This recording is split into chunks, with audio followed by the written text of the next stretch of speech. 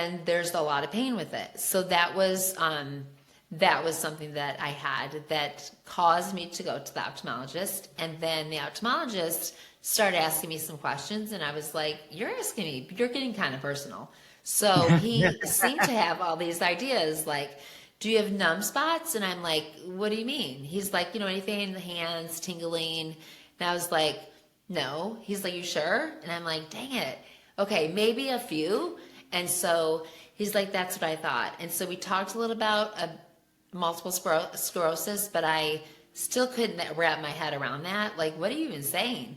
So he said, I'm just going to send you to our big hospital here where I'm located is Beaumont. So there's 2 big Beaumont hospitals.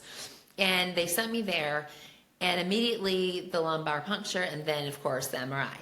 And so, unfortunately, I had it for so long, so don't do what I did. I didn't go to the doctor for so long. They found at least 30 lesions on my brain.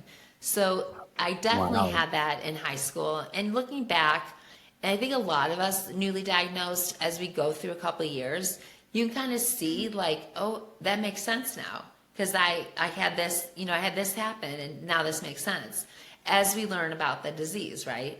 So that was kind of the beginning of multiple sclerosis for me.